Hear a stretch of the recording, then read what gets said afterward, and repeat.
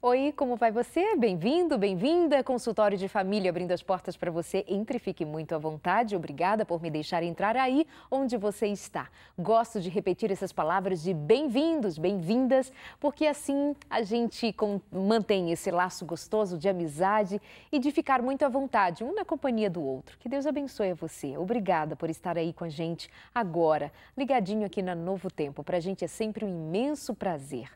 É muito prazeroso ter a sua companhia, ouvir de você também quando entra em contato com a gente, fala conosco nas redes sociais e conta um pouquinho da sua vida, da sua história. Nos sentimos muito privilegiados, é uma honra poder participar do seu dia a dia e ouvir do seu coração. Nem sempre o coração da gente diz de histórias bonitas, nem sempre diz de momentos alegres, nem sempre conta de alguma coisa que vale a pena celebrar. Mas pensando bem, é o que temos para contar. Então, vamos dar valor a isso. Não vamos desprezar e vamos, mesmo que doendo, mesmo que chorando, mesmo que dizendo por que essa vida, por que essa história, por que não poderia ser diferente? Até poderia, mas quem dá conta de todas as coisas, inclusive quem dá conta do que os outros fizeram a nós? Foram eles, não fomos nós. Hoje eu lia uma cartinha de alguém que eu recebi em algum lugar que me entregou, dizendo assim: Darleide, eu fui abusada por 3 irmãos, eu fui ofendida pelo meu próprio pai, com palavras muito duras, muito difíceis. E ela foi me contando da sua história e ela me dizia assim: muitas vezes eu me sinto culpada. Certamente aquela confusão de sentimentos, aquela emoção doída, aquela memória que vem, e aí esse sentimento vem com o nome de culpa. Mas que culpa temos quando os outros nos fazem? Que culpa temos quando os outros nos dizem? Que culpa temos quando foram os outros quem provocaram tanta dor em nós? Que culpa temos? E aí eu quero dizer a você que me escreveu, e eu não tenho como te responder, não tenho o teu contato para te responder, estou te dizendo aqui. E que sirva para você que tem algum tipo de culpa, de lamento, de angústia por uma história que não há palavras para descrevê-la de outra maneira a não ser história de vida doída, sofrida, gostaria de não tê-la vivido. Quero dizer para você, pare um pouco, entenda, você não tem culpa do que os outros fizeram a você. Mas agora você tem a responsabilidade de passar adiante, de dar um passo a mais, de continuar a sua jornada dia após dia, sabendo que o dia de hoje, o dia de amanhã está sob a sua responsabilidade. Você pode fazer diferente. E à medida que você for caminhando, fazendo diferente, agindo diferente, trabalhando seus pensamentos e pedindo sobretudo a Deus que socorra você em sua memória, você vai poder experimentar um alívio, uma força que vem de Deus para fazer você andar e chegar até o fim, podendo dizer: sobrevivi, vivi, experimentei o que é sair do suplício e viver dias melhores e mais felizes. Você tem direito a ser feliz. Não importa o que aconteceu, você pode ser feliz.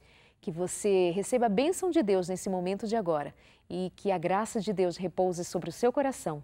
Sinta-se em paz. Deus não é Deus de acusação, não culpa você, não rasga o seu coração para te oprimir e para te fazer condenado ou condenada. Ele é Deus de muito pelo contrário, Ele é Deus de vida nova, Ele é Deus de bênção e renovo espiritual, emocional e físico também para você. Hoje nós vamos falar de um assunto que não tem a ver com o que eu estava dizendo agora, porque nós vamos falar de saúde masculina, vamos falar das doenças que afetam os homens especialmente, mas sabendo que todas as doenças começam, tem um fundo emocional, tem um fundo de que a gente precisa visitar e revisitar a nossa história, porque tudo está sempre muito ligado. Mas especialmente o tema de hoje é falar da saúde masculina. Então fique muito à vontade, você que é homem e você que é mulher também, tem algumas dúvidas, algumas questões, tragam aqui pra gente. Nós estamos celebrando finalzinho de novembro, né? Mas esse é o Novembro Azul. Nós celebramos o Outubro Rosa, destacando o câncer de mama, falando das mulheres, dos cuidados. E aí vem o Novembro Azul para falarmos das doenças.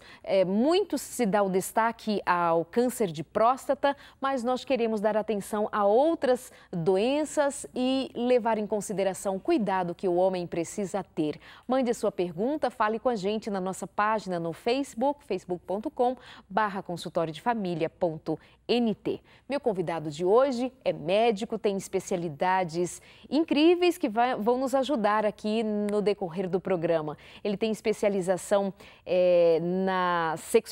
em sexualidade humana, está se especializando também na área da psiquiatria, mas atua agora com a medicina da família. Então, estamos completos com o Dr. Jonatas Lima de Bem. Bem-vindo! Olá, boa noite. Boa noite. Darleide, um prazer estar aqui contigo. Obrigada. Aproveito para saudar você também, telespectador, que está aí em casa, talvez já começando a anotar uma pergunta, já com alguma dúvida, se prepare, estamos aqui para poder ter essa interação, podermos conversar, podermos discutir um pouquinho mais, né? Bom. Desse Novembro Azul.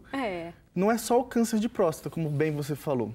A saúde do homem envolve tanta coisa que às vezes nós homens deixamos de lado, às vezes nós colocamos como prioridade o trabalho, a família e esquecemos de voltar esse olhar para nós e entender um pouquinho da nossa saúde, entender um pouquinho do que a gente sente, dos nossos sentimentos. E eu acho que esse espaço que a gente vai construir agora vai poder nos ajudar a sanar um pouquinho das dúvidas e também, quem sabe, te ajudar a buscar um médico amanhã ou segunda que possa te ajudar aí no seu sofrimento. Ainda é verdade que o homem tem esse temorzinho de ir ao médico, né? Muito verdade. Eu tenho uma ideia que é o seguinte. Primeiro, nós temos um sistema de saúde que às vezes funciona em horário de trabalho. Então, o homem no horário está lá trabalhando. Então, como ele vai largar o emprego, o serviço para poder buscar, né? Já dificulta um pouco. Já dificulta um pouco. E também entra um pouquinho do medo, né? Eu ir ao médico e ele vai dizer o que para mim? Eu vou chegar lá, ele vai olhar e vai... Olha, e se o médico falar que eu estou doente, que eu estou mal? O meu mundo vai cair, eu não posso estar mal, não posso estar doente, né? O homem tem essa ideia de que ele é o herói, o forte, o salvador. Então, ele não pode ter uma doença nele.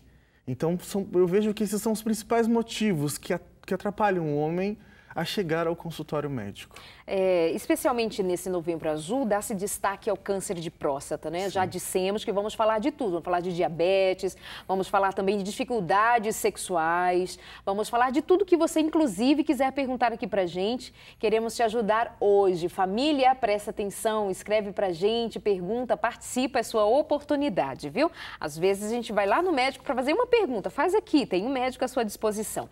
E aí, mais um dos temas é o câncer de próstata. Esse, então, o homem tem medo, um terrível, inclusive porque o exame que se faz, o exame de toque, é assim, aquele tabu. O que dizer, o que tem de novidade sobre esse tema?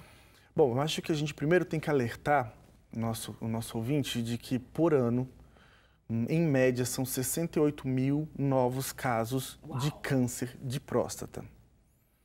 Eles geralmente ocorrem na segunda parte da vida produtiva do homem. Então, nós estamos falando de um tipo de neoplasia que surge depois dos 50 anos de idade. E depois dos 50 anos de idade, se você for olhar as estatísticas do Brasil hoje, o homem ainda está trabalhando, ainda tem saúde e potencial de trabalho até os 80 anos. Então, é uma doença que vai pegar ele bem na segunda fase produtiva e que vai causar um pouquinho de transtorno físico, mas o transtorno mental envolvido no câncer de próstata, eu considero que é o que mais prejudica o homem que é diagnosticado com esse tipo de neoplasia. E hoje nós temos uma campanha que, né, se você que está aí, tem 45 anos de idade, na sua família tem algum caso de tumor de próstata, né, neoplasia de próstata, você tem que procurar um serviço de saúde para nós realizarmos o rastreio do câncer de próstata. Hoje nós temos dois métodos, né? Como você falou, o toque, que é um exame que criou um tabu, né? O homem tem medo desse exame porque é um exame que é um pouco invasivo, mas eu gosto de comparar um pouquinho também com a mulher.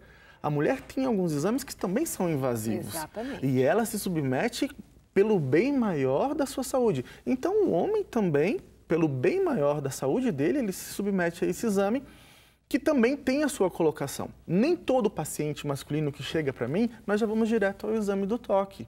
Muitas vezes a gente tem uma conversa, tem uma análise da história dele, da história pessoal de patologias que ele teve, de doenças que ele teve, da família que ele vem, e nós solicitamos um exame de PSA, que é um exame onde nós vamos no sangue procurar ver se existe alguma alteração na dosagem dessa substância, o PSA. Vindo uma dosagem alterada, nós encaminhamos para um exame de toque, um exame de ultrassom, exames complementares. Não vindo alterada, beleza. Ano que vem, vamos fazer o exame de novo. Então, todo homem, a partir dos 45 anos de idade, em alguns lugares até 50 anos, tem que fazer o exame de PSA pelo menos uma vez ao ano. E o exame de toque vai ser colocado no momento adequado, decidido pelo médico que acompanha o urologista, o médico da família, quem é o médico que está vendo o seu caso de pertinho. E isso é um pouquinho mais, gera uma certa polêmica, porque é novo, né? Até bem pouco tempo, bate-se ainda bastante na tecla, não, o exame de toque tem que fazer, é obrigatório. Agora há uma certa divisão nessa ideia. Olha, o exame de toque ele é importante porque eu falei que o PSA é um determinante para a próxima etapa do acompanhamento. Porém, nós sabemos que em alguns casos a neoplasia de próstata vai surgir mesmo com o PSA normal. Então, para esse tipo para a gente poder prevenir ou pegar essa neoplasia no estágio inicial, vai ser importante nós fazermos o exame de toque. Seria mais seguro? Seria mais seguro. Então, é uma medicina onde o médico vai usar aquilo, o seu tato, as suas mãos, para poder salvar a vida do paciente, poder levar uma boa saúde para o paciente. Na sua fala, durante essa resposta, você linkou o câncer de próstata, ou enfim, uma neoplasia, a questões de fundo emocional. Você disse o estado desse homem, como ele fica diante de um diagnóstico. O que tem a ver o estado emocional de alguém frente a um diagnóstico ou anterior a ele? O que tem a ver? Olha, a emoção, ela muda completamente o curso de uma doença. Eu já tive pacientes homens que durante a minha formação, que eu acompanhei uma neoplasia de pulmão, ele tinha uma neoplasia de pulmão, e esse senhor, ele teve um humor, uma característica de sorrir o tempo todo, que aquilo marcou muito. E acompanhei também outros homens que tinham neoplasia de pulmão e que não encararam muito bem essa doença. No câncer de próstata, no caso, envolve a sexualidade. Então, você imagina que aquele homem começa, se ele já tem algum sintoma, então ele começa a ter uma disfunção erétil, ele começa a ter alteração na hora que vai urinar, ele começa a ter, às vezes, um orgasmo doloroso. Então, tudo isso começa a causar nele uma dúvida: o que está acontecendo comigo? Eu estou sendo homem? Tenho algum problema errado? Eu não estou conseguindo mais ser do jeito que vinha. E muitas vezes no tratamento, que é o tratamento cirúrgico, ocorre sequela para o homem que passou por esse tipo de terapia. Então, a incontinência urinária, a disfunção erétil fica como uma sequela quase que na metade da população que é submetida hoje à cirurgia para a retirada de uma próstata doente. E aí você imagina, aos 55 anos de idade, você recebendo esse diagnóstico, ainda com mais 30 anos de vida, uma família constituída e não conseguindo mais manter uma relação sexual saudável com a sua esposa da forma como era antes. Então, o medo de chegar a esse desfecho, muitas vezes leva o homem a nem querer se examinar, nem querer passar pelo tumor, pelo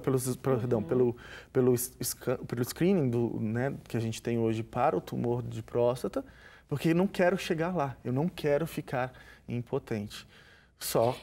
E assim, esse medo, ele é real? Enquanto você falou aí algo em torno de metade da população ou dos homens se submetem a esse exame, vai ter uma sequela da cirurgia, não exame, tá? Cirurgia, vai ter uma sequela desse gênero. Isso traz ainda maior resistência ao homem justamente para não receber esse diagnóstico e não chegar a essa fase. Não, porque ele não quer, é o medo dele. Ele não quer, exatamente. Mas não é, então, repetindo, não são em todos os casos. Não são em todos os casos. Alguns casos vai acontecer, outros não. E também tem a questão que nem todos os tumores de próstata vão evoluir para as formas mais graves. Inclusive, vai ter uma polêmica nesse assunto. Talvez você que está em casa viu em algum momento uma reportagem ou alguém falando que o exame de PSA talvez não vai mais ser o exame que nós vamos utilizar como médicos, né, para poder buscar. Eu vou aqui parar para te contar uma história. Eu tive um professor Eduardo. Ele era nosso professor de urologia. E ele falou o seguinte: se todo homem vivesse até os 150 anos de idade, todos nós teríamos neoplasia de próstata. Só que nem todos morreríamos por causa dela. Ou morreríamos por outra doença, ou pela idade com a neoplasia de próstata lá. E existem estudos hoje que comprovam isso.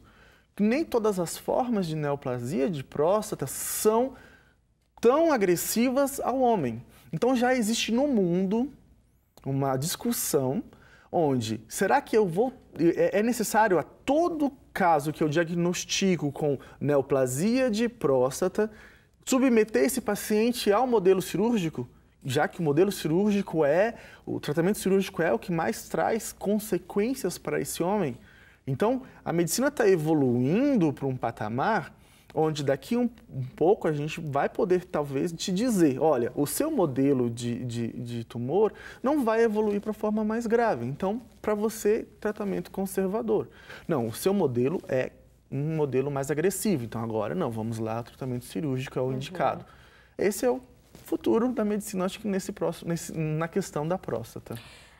O Fábio diz, gostaria de saber a idade certa para fazer os exames. Já foi citado aqui, mas vamos repetir. Ele tem 39 anos, já fez exames devido a uma prostatite aguda. E outra coisa, o estresse no homem faz o volume da próstata aumentar? O Fábio, um abraço para você. Bom, vou separar em dois momentos. A partir dos 45 anos de idade, principalmente se você é da raça negra, e tem histórico na sua família de tumor, né, neoplasia da próstata, você tem que fazer o exame, começar o rastreio. Né? Então, isso é a ideia, 45 anos para frente. Bom, o estresse, ele é sim um fator que pode desencadear uma prostatite.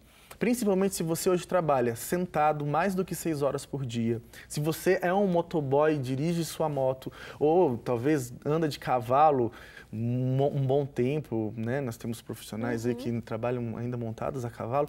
Você que faz bicicleta, né? Grandes pedaladas de bicicleta, mais do que uma frequência normal, né? Como profissional, você está sujeito a um risco maior de prostatite.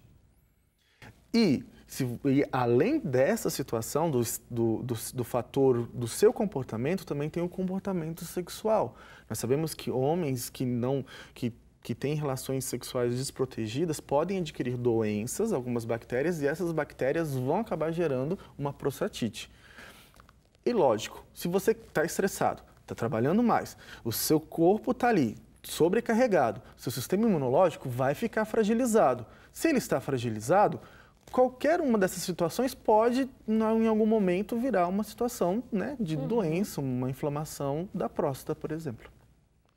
É isso, você está acompanhando aqui o nosso consultório de família. Hoje estamos dando atenção a esses temas ligados à saúde do homem, que muitas vezes se descuida, deixa passar, e nós estamos aproveitando o Novembro Azul para dar essas dicas a você. A esposa pode marcar o médico, pode pegar o homem pelo braço e dizer, amor, agora você vai. Então, esse é o seu consultório de família. Mande a sua pergunta, fale com a gente nas redes sociais. sociais. Deixe sua pergunta, especialmente aqui com a gente na nossa página facebook.com/consultoriodefamilia.nt. Estamos conversando com o Dr. Jonatas e está nos ajudando respondendo às suas perguntas especialmente. Por falar em pergunta, tem a Tereza dizendo que gosta muito do programa, nos ajuda muito, tira muitas dúvidas. Um beijo para você, Tereza Souza. A Laine Aguiar está assistindo e gostando muito. O Fábio Biglia também nos assistindo. Muito obrigada por sua companhia. O Isaías Ramalho, que Deus abençoe a você. Também muito obrigada por sua participação. A Gabriela está dizendo assim, quando vão falar de traumas psicológicos? Esse foi o tema do consultório de família na Rádio Novo Tempo. Você que nos acompanha pela TV Novo Tempo, nós também estamos na rádio toda segunda-feira, às 10 horas da manhã. E nesta segunda-feira, o tema foi traumas psicológicos. Você ficou esperando, né? Aqui no nosso sofá, também vou trazer esse caso, esse tema, melhor dizendo, para nós estudarmos sobre traumas psicológicos, tá bom? Mas o que nós fizemos no rádio com a terapeuta de família Isabel Passos já está no nosso canal, está na nossa página, vai lá, imperdível. Bom demais para você, tá bom? Vamos continuando aqui no nosso programa e a sua participação, como eu disse, muito, muito bem-vinda. Depressão masculina. Homens são mais resistentes e por isso o que nós temos de índice, os números, as estatísticas, porque sempre diz que a mulher tem mais propensa a ter depressão por N fatores.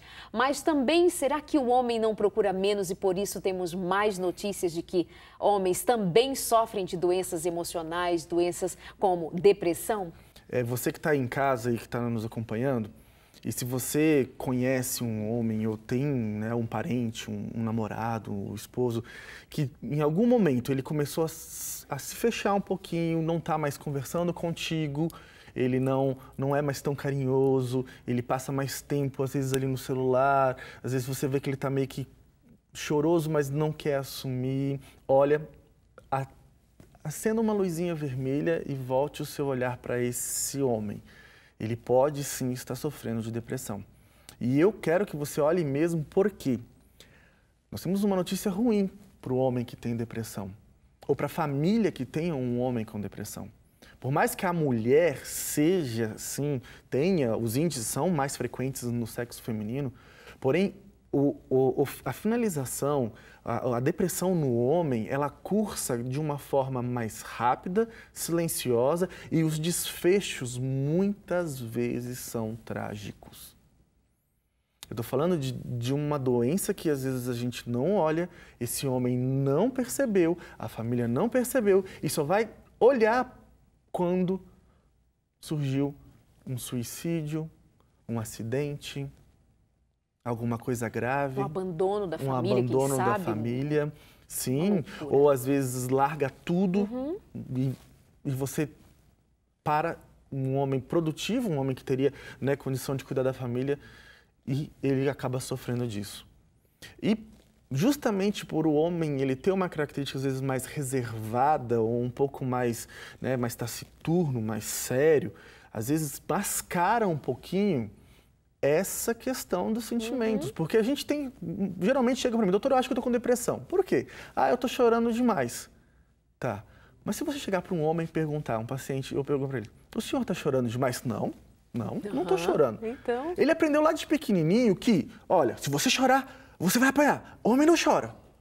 Então, naquele momento ali com 3, 4 anos de idade, onde ele estava ali vivendo um turbilhão de sentimentos dentro dele, chegou uma mãe e disse para ele, você não pode viver sentimentos. Ou você acha que a criança entendeu que era para não chorar as lágrimas? Não, a leitura que ela faz no íntimo dela é, eu não posso estar sujeito a sentimentos.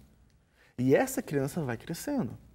Cada vez mais a sociedade, o meio sociocultural, nós ainda somos uma sociedade que tem o machismo é muito presente, vai exigindo desse rapaz que ele negue os seus sentimentos e passe a olhar o sentimento do outro. E quando chega a vida adulta, ele começa a sentir medo, ele começa a sentir solidão, ele começa a sentir desânimo, pressão. sim, a pressão do trabalho, aí ele já não quer mais ir trabalhar, começa a chegar atrasado no trabalho, começa a brigar no trânsito demais, começa a ser violento em casa, começa a não responder as perguntas, as conversas de uma forma franca, ele é muito ríspido, muito bruto, e quando você vai olhar, temos uma depressão instalada, e volto a dizer, e se a gente não diagnosticar, o desfecho no sexo masculino é muito mais grave do que no sexo feminino. Estava assistindo uma palestra e o palestrante dizia assim, Dr. Neil, ali, ele veio fazer uma série de palestras numa das nossas universidades aqui em São Paulo, o NASP Engenheiro Coelho, e eu estava assistindo e ele dizia assim, olha que interessante, o paciente vai chegar para o ortopedista e o pé dele está inchado. Aí nenhum ortopedista vai dizer assim, você tem síndrome do pé inchado e vai receitar um medicamento ali para ele. Quando é uma doença emocional, dá-se esse diagnóstico. Você tem síndrome, sei lá, de transtorno de pânico, você tem um transtorno X, você tem síndrome de ansiedade generalizada, e você passa uma medicação antidepressiva e tal. Tem coisa errada. E ele diz assim, sobre o que está com o pé inchado. Por que você está com o pé inchado? Vamos verificar o que aconteceu, caiu, machucou. Você vai ver o histórico dele para entender por que daquele pé inchado e então tomar-se as providências. Na vida emocional, a mesma coisa, né? A gente precisa sempre olhar essa vida. O que aconteceu? Por que essa depressão? O que está em torno dessa existência? Por que esse homem ou esta mulher desenvolve essa doença emocional? Por que essa depressão? Por quê? A gente precisa levantar perguntas, trabalhar em cima delas, pelas respostas, com profissionais, com a terapia, com a fé, com tudo que tivermos à disposição, porque cientificamente já se prova que a fé é fator decisivo aí para a saúde humana, a ciência não nega mais isso, então está à nossa disposição para fazer valer a nossa saúde em todos os aspectos. Nós vamos para o nosso intervalo, já voltamos, tem mais perguntas suas aqui com a gente, fica mesmo aqui no Consultório de Família, você é sempre muito bem-vindo e bem-vinda, até já.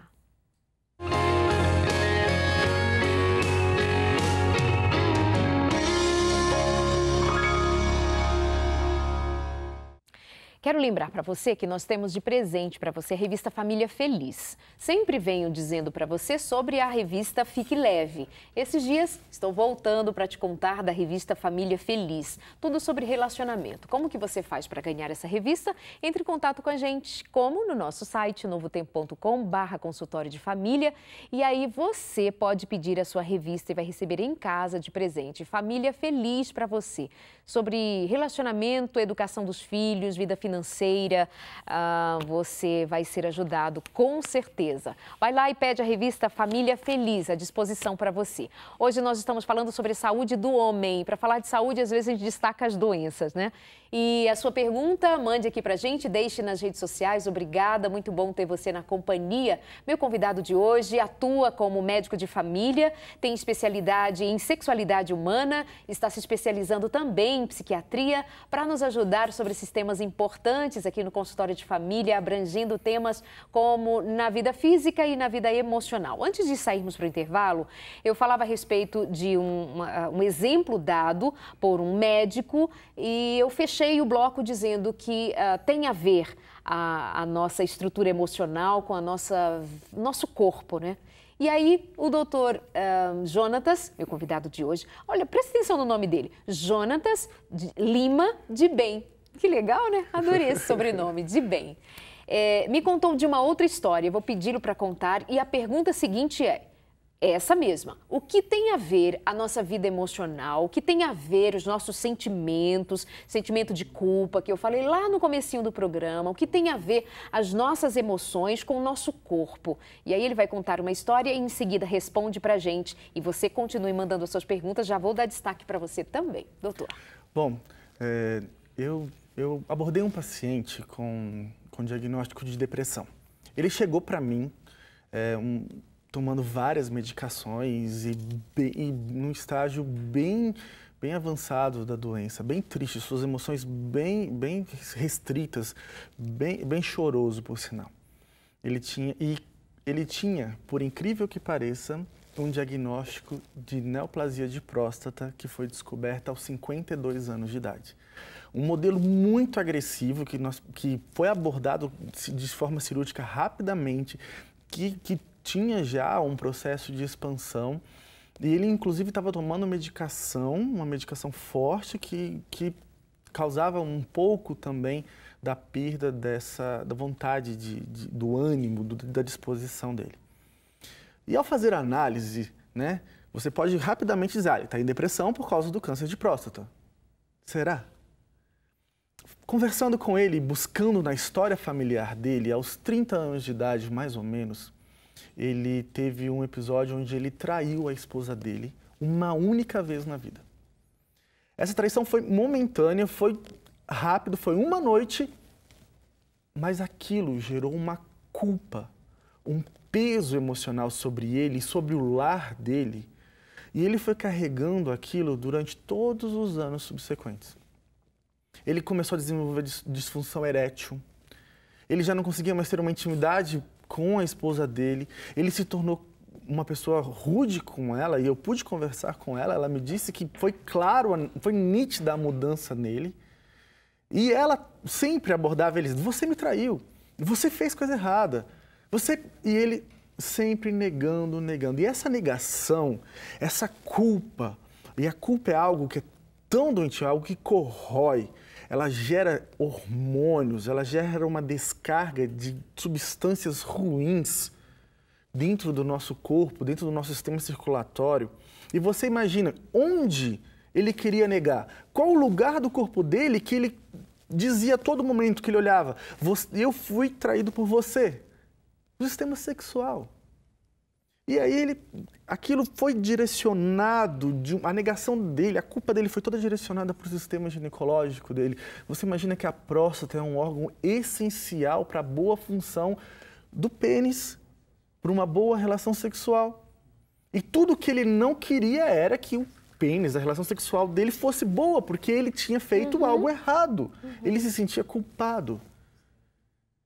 E durante anos, todo dia, sempre, essa culpa, esse medo foi levando, foi gerando, foi diminuindo a defesa emocional dele, a defesa física dele, e ele acabou ganhando, né, construindo um modelo de câncer dos mais agressivos. Uau. E você sabia que uma das coisas que foi o sucesso para o tratamento dele foi o dia que ele chegou e conversou com a esposa e assumiu que ele tinha feito algo de errado.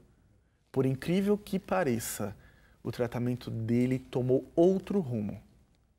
Foi como tirar com a mão algo que durante anos ele estava ali comendo, eu vou usar essa expressão, comendo a saúde dele. Tudo por causa da culpa. Uau! Então, assim, uma história fortíssima, né, que mostra muito bem como nós somos um só. Não somos divididos, aqui é corpo, aqui é mente, aqui é coração, aqui é espiritualidade, é uma coisa só. Então, nós estamos falando aqui sobre câncer de próstata, sobre depressão, sobre fé, sobre culpa, tudo uma coisa ligada à outra. Não para termos somente um novembro azul, ou seja, um novembro que lembre a saúde do homem, mas um dia a dia, todos os dias, nos lembrando que nós somos falhos, precisamos de ajuda, mas também somos fortes quando reagimos com a competência de reconhecer erros, de pedir ajuda, de estender a mão, de começar de novo, nós podemos. Então, esse programa é para dizer a você que é homem, você pode e deve começar agora a se olhar melhor, a se cuidar mais, a dar mais atenção a você, porque assim estará dando atenção à sua família, aos que amam você. Doutor, tem gente perguntando aqui sobre varicocele, já vamos mudar de assunto assim rapidinho. O que dizer sobre? A gente perguntando sobre sintomas e cirurgia. Se a cirurgia para tratamento de varicocele reverte a possibilidade de infertilidade? A Daiane perguntando. Ótima pergunta, Daiane. Eu não posso te responder essa pergunta completamente sem saber o grau da varicocele.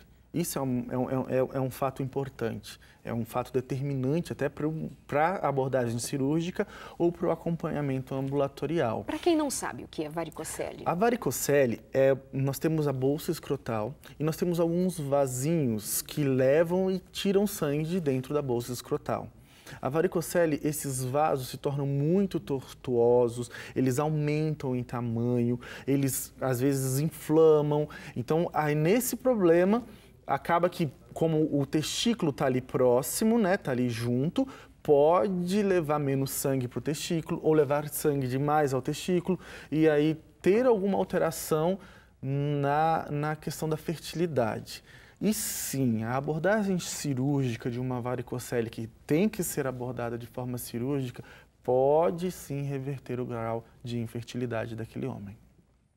Muito bom. O meu irmão está passando, voltou para a depressão.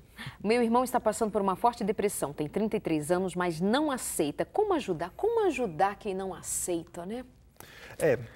Mas, vamos lá. A primeira coisa é você não carregar mais o comportamento depressivo com culpa. Então, você pense que ele está ali naquele momento negando ou se escondendo ou querendo fugir do olhar do outro. E se todo mundo começa a olhar e falar assim, você está com depressão, você está precisando de médico, ele vai continuar no ciclo de fugir, de fuga. Então, às vezes é preciso a linguagem do amor. O melhor remédio nesse momento é o amor. E o amor é ajudar a pessoa de manhã, às vezes ela está desanimada para ir para o trabalho, vai lá, toca uma musiquinha, põe um celular legal perto dela, uma música legal no celular para ela poder acordar um pouco diferenciada. Vai um dia junto com ele, leva ele junto a algum lugar e conversa com ele, tenta mostrar para ele, olha como é legal, como pode o tratamento te ajudar a melhorar, o tratamento pode te levar a uma possibilidade de uma vida feliz. E se de tudo ele não quiser, o PSF, que é um modelo de saúde que temos em todo o Brasil, nós temos uma possibilidade onde eu, como médico, eu visito os meus pacientes. Eu não preciso que eles venham até a minha casa. Eu vou até o meu consultório, perdão. Eu vou até eles. Então, você procure o PSF, o médico, né, o médico próximo, e chame esse médico para ir até lá. Interessante. E aí, nessa abordagem, você na casa, você ali conversando, você às vezes consegue trazer o paciente para o tratamento e linkar o tratamento. Você faz isso aqui em São Paulo? Faço isso em São Paulo. Por isso que é médico de família. Sim. Trabalha especialmente. Nós visitamos a comunidade. Eu trabalho numa comunidade que é uma comunidade de risco, né? No Capão Redondo, na zona sul de São Paulo. E eu visito dentro da casa, subo viela na rua e se o cara tá lá com depressão, eu vou lá na casa dele e falar com ele, olha, vem aqui, te dá uma possibilidade de tratamento. Vamos lá? Vamos começar? Que bacana. E se a família estiver junto, mais rápido esse paciente se recupera. Que ótimo. A Patrícia está perguntando se um homem que passou por uma cirurgia de retirada de próstata, e ela cita o caso de alguém que é um homem de 50 anos, retirou a próstata tem 2 anos, perdeu a ereção. Existe como recuperar? Ou uma vez perdida? Olha, dependendo do grau de lesão aos nervos que fazem parte do sistema de ereção do pênis, não há reversão nesse quadro. É um quadro permanente. Agora, cada caso é um caso. Às vezes é complexo você trabalhar com medicina e porque as pessoas tendem a querer sim e não para a medicina. Exato. Na medicina não existe isso. Na medicina existe o não aqui e o sim aqui. E as possibilidades todas aqui no meio. Cada caso é um caso. Então, primeiro, ele tem que estar em acompanhamento com um urologista. Esse urologista depois pode determinar se um acompanhamento psicológico, psicoterápico pode reverter esse quadro ou não. Mas isso depende da cirurgia, depende de vários fatores que agora a gente não tem como saber. Claro. É muito abrangente, né? A Eliane pergunta, homens que têm fimose, é necessário fazer cirurgia? Vocês poderiam falar um pouco a respeito? Ok. Ótimo.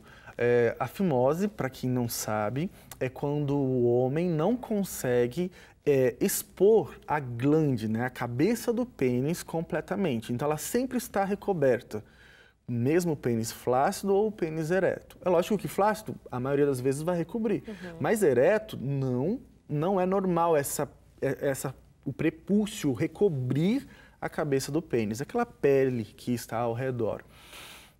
Sim, a fimose, o indicativo para correção é a cirurgia. Por quê? Uma questão de higiene.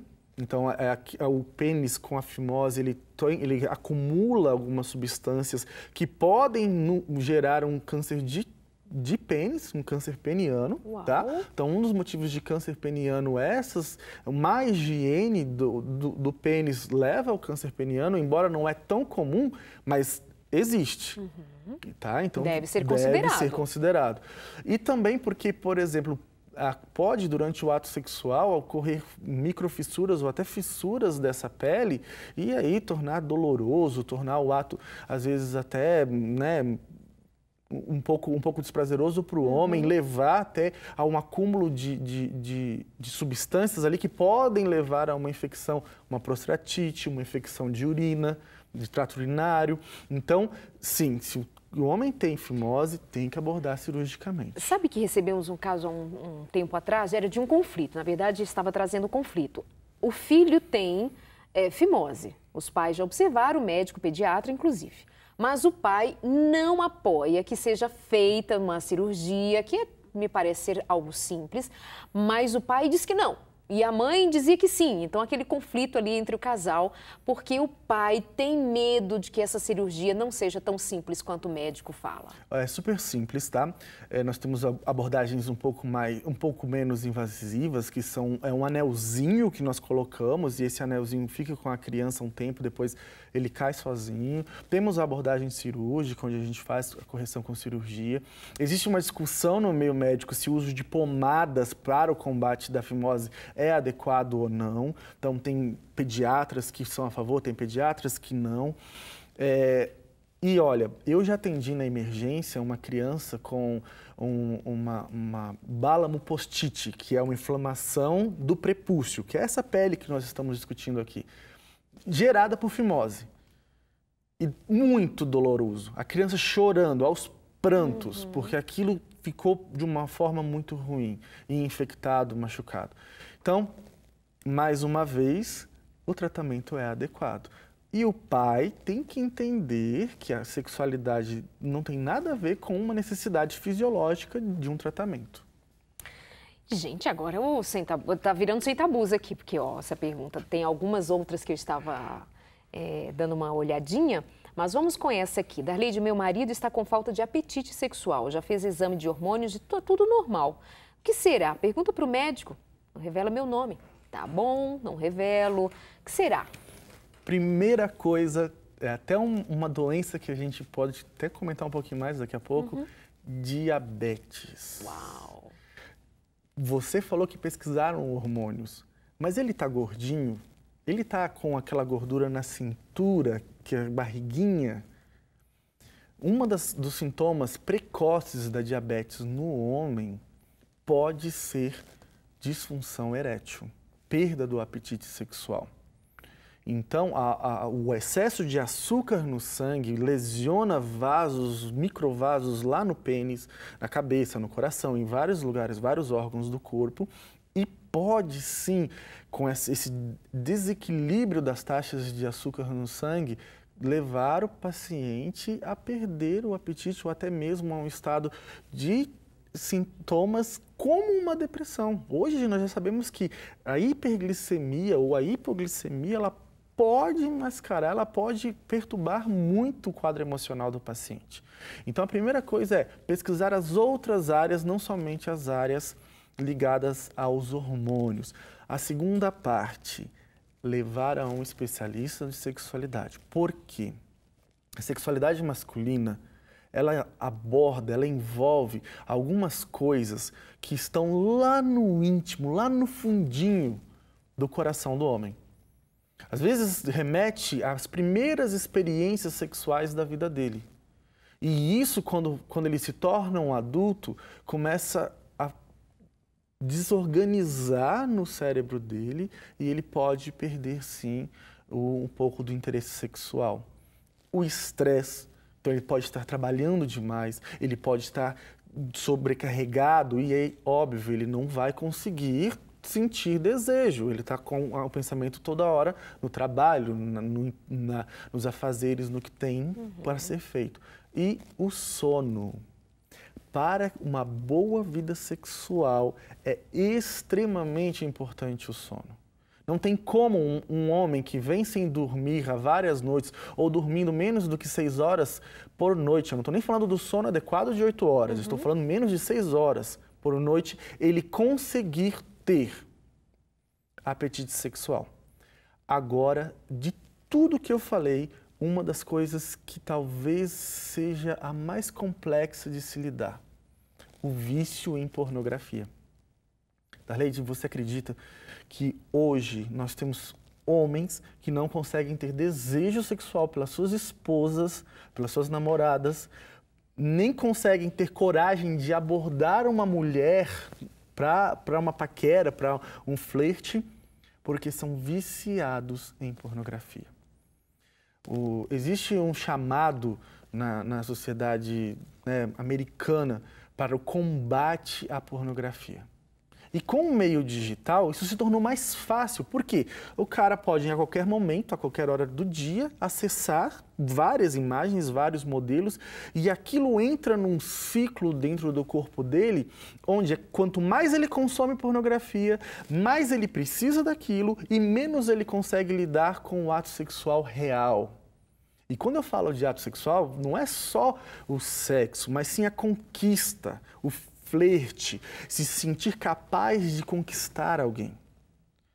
Eu já recebi pacientes que eles eram tão viciados que nós precisamos mandar diretamente para um programa de desviciar, um programa de melhorar, desintoxicação de pornografia, para poder recuperar a libido. E era casado.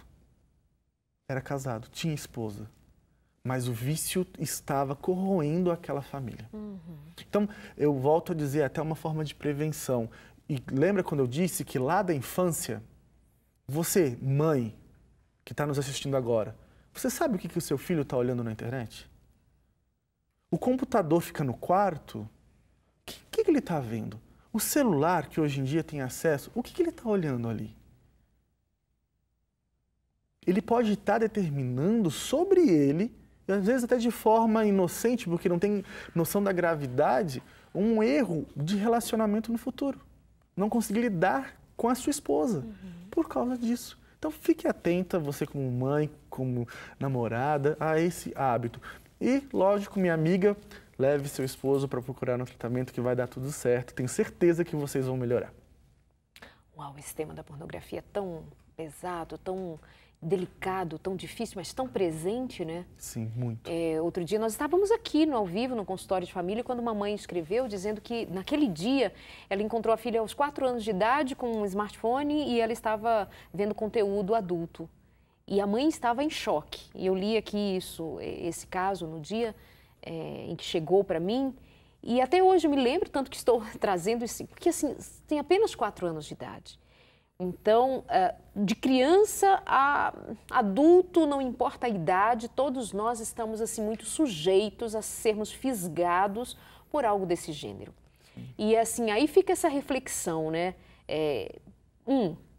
Vou até dizer algo que está linkado com o que eu estava lendo agora por último, de uma mulher que me escreveu o seguinte, agora nos escreveu, ela diz assim, meu marido tem 48 anos, e aos 45 anos ele começou a dificuldade de ereção e até não mais consegue ter relação, tornou-se agressivo, se distanciou de mim, não gosta de carinho, já fez todos os exames, nada consta como doença, os testículos cresceram um pouco, sim, mas ela pergunta, seria culpa? Quer dizer, eu quero dizer o seguinte, quando nós trazemos aqui uma situação, uma história, um exemplo, e aí bate com a tua história, cuidado.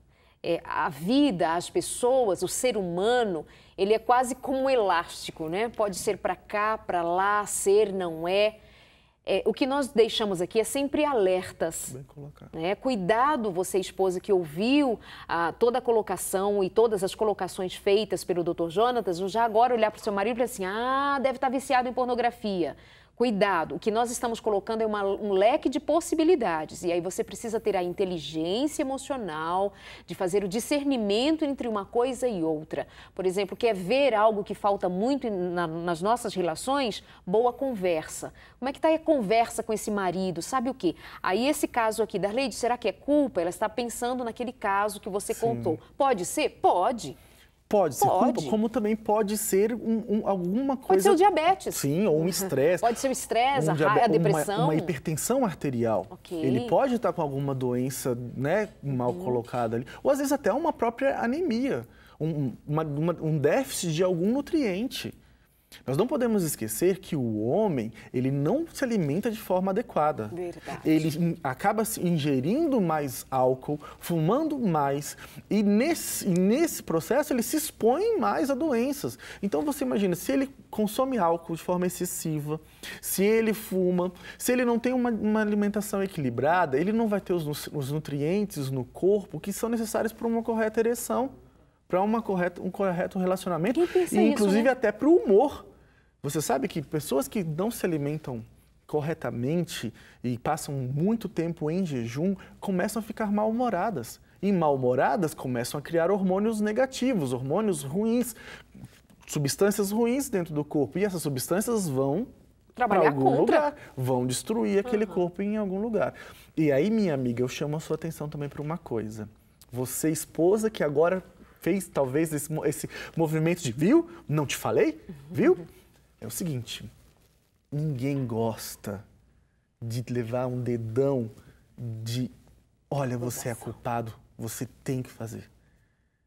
Muitas vezes, essa atitude da mulher de, é culpa sua, eu te falei, eu não avisei, eu não falei antes, leva o homem a se fechar, a se esconder e a não ter mais um bom diálogo contigo, não ter mais uma conversa adequada e até mesmo não ter mais desejo por você. Porque ele está começando a ver em você um papel mais próximo ao de uma mãe do que da esposa que ajuda, que está ali amando. Cuidado. Pois é, mas eu quero complementar que a minha amiga acabou de me escrever aqui, amiga de Fates, né, de programa, e ela acabou de comentar a respeito desse homem que traía bastante e agora está com 48 anos e desde os 45 ele já não tem mais ereção, tornou-se agressivo, distante. Inclusive, isso é um traço do homem quando ele tem uma dificuldade sexual, ele se afasta da mulher para não reconhecer. Sim. E aí ele usa essa máscara de agressão, né? E aí isso é da personalidade do homem, essa defesa, é uma defesa dele. E ela me escreveu agora, Darleide, ele é viciado em pornografia, tive que bloquear o computador e até a senha da TV, já fui ao médico com ele para ajudar, porém ele é resistente, ele não aceita. Então, assim, o que a gente faz? A gente abre esse leque e eu, como conduzindo aqui esse programa, como apresentando esse programa, eu tenho que ter a delicadeza de saber que nós estamos falando para um público vasto, com ideias, com histórias, e aí eu fico aqui cuidando de explicar, de traduzir, de pôr legenda, de cuidar de você para que o que nós dizemos aqui não seja usado, sabe, de maneira indevida quando você não tem o cuidado de olhar para a própria história, quem é o caso, etc. Fiz a pergunta, ela me trouxe essa questão. Darleide, de fato, ele é viciado em pornografia. Ou seja, vem encontrar o que você disse anteriormente. Sim. E o que a gente aborda sempre no Sem Tabus e aborda sempre quando falamos de família, é uma questão presente que adoece a família inteira. Então, a sua família está doente, não é só o seu marido, é você, seus filhos. Então, todo mundo adoece junto, não é um da família que fica doente, é todo mundo. E aí, nós vamos finalizando o programa dizendo assim, olha, o que fizemos aqui foi levantar a história, né? A saúde do homem, a saúde da mulher e a saúde da família. Falamos a respeito de câncer de próstata, falamos de vida emocional, de depressão, falamos do diabetes, falamos um pouquinho de saúde, no que diz respeito ao estilo de vida, né? Sim. E aí fica com você. E agora? Você vai fazer o quê com o que ouviu e vai pesquisar e vai buscar e vai fazer o que você já sabe a partir de quando? Vai começar a se alimentar melhor quando? Vai fazer atividade física quando? Vai se abrir com sua esposa? Vai ao médico quando? Vai fazer um exame? Vai fazer o que precisa fazer quando? Você quer viver? Essa é a pergunta. Quer viver? Ah, não, quero morrer. Então, tá. Estou te dizendo que você já está morrendo, está matando sua família, está perdendo a oportunidade de ser feliz. Então, que pena, mas eu quero dizer para você, se decidir a viver, viva hoje, comece hoje, que ainda há muito chão pela frente para você ser feliz. Doutor, muito obrigada por hoje, viu? Quero você de volta, combinado? Combinado. Fechado. Doutor Jonatas Lima, de bem aqui comigo, outras vezes no consultório de família. Deus o abençoe. Amém. Obrigada.